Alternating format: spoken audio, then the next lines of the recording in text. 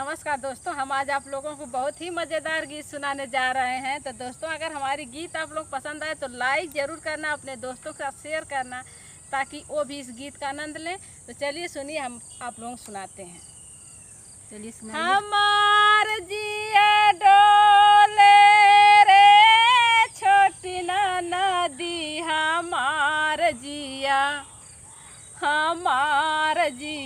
डोले रे छोटी ना नदी, हमार जिया बाबा दिहले टिकवाऊ हो रे हम तेजबऊ हो रे हम तेजबो सजनवा कैसे बलमुआ कैसे तेजब रे छोटी ना नदी, बलमुआ कैसे तेजब रे छोटी ना नदी।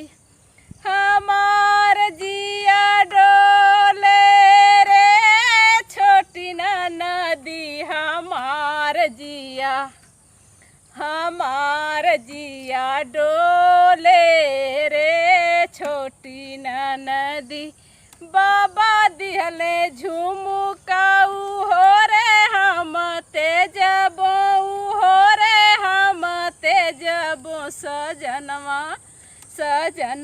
कैसे तेजब रे छोटी ना नदी, सजनवा कैसे तेजब रे छोटी। हमार जिया डोले रे छोटी ना नदी, हमार जिया डोले रे छोटी ना नदी, हमार जिया डोले रे छोटी ना नदी, हमार जिया।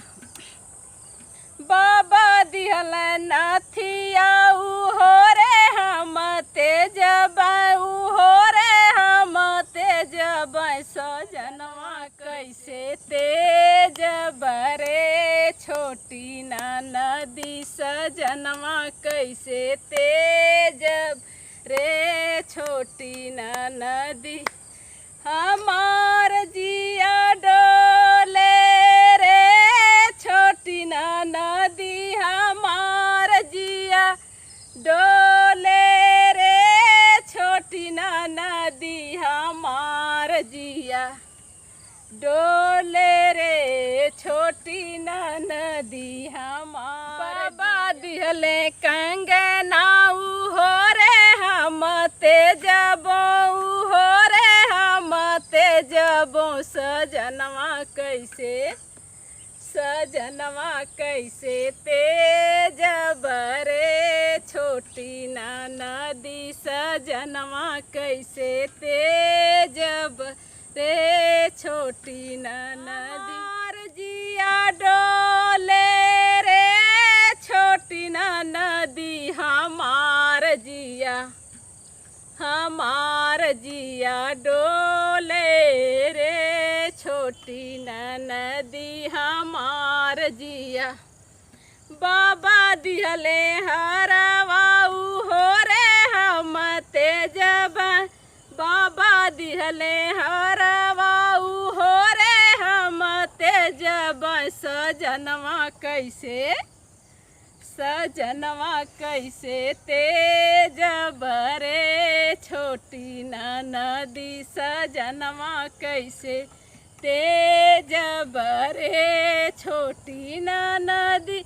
हमार जिया डोले रे छोटी ना नदी, हमार जिया डोले रे छोटी ना नदी। तो दोस्तों, गीत आप लोग कैसी लगी कमेंट करके हमें ज़रूर बताइएगा। फिर मिलेंगे अगले गीत में, तब तक के लिए बाय बाय।